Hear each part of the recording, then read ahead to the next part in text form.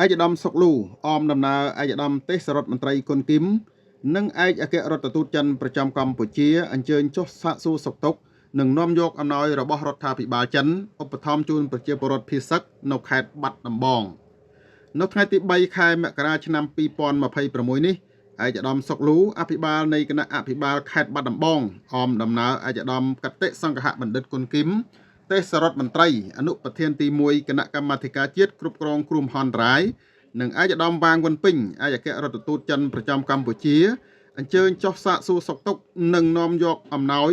របស់រដ្ឋាភិបាលចិនឧបត្ថម្ភជូនប្រជាពលរដ្ឋភៀសសឹកចំនួន1200គ្រួសារ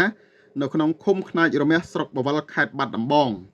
ឧត្តមសុកលូអភិបាលខេត្តបានគោរពថ្លែងអំណរគុណដ៏ជ្រាលជ្រៅចំពោះវត្តមានដ៏ខ្ពង់ខ្ពស់របស់ឯកឧត្តមទេសរដ្ឋមន្ត្រីនិងឯកអគ្គរដ្ឋទូតចិនប្រចាំកម្ពុជា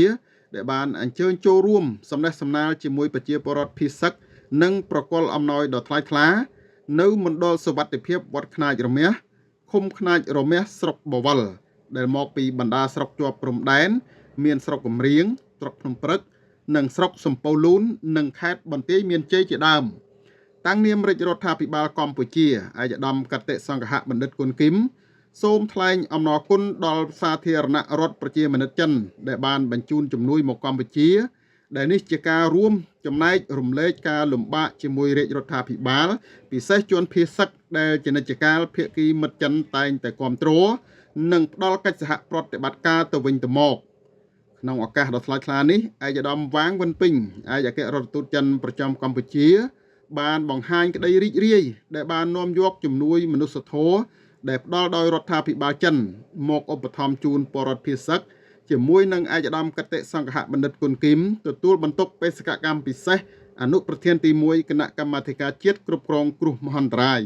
ឯកឧត្តមឯកអគ្គរដ្ឋទូតចិនប្រចាំកម្ពុជាបានជូនពរប្រជាជនកម្ពុជាដែលរងផលប៉ះពាល់ពីចំនួនព្រំដែនទាំងឡាយនិងឆាប់បានវិលត្រឡប់ទៅផ្ទះវិញយ៉ាងឆាប់រហ័សនិងឆ្ពោះទៅរកប្រក្រតីភាពជីវភាពយ៉ាងឆាប់រហ័សវិញក្នុងនាមជាមិត្តដៃថែបនៃប្រទេសកម្ពុជាភាគីចិននឹងគ្រប់គ្រងកម្ពុជារក្សាស្ថិរភាព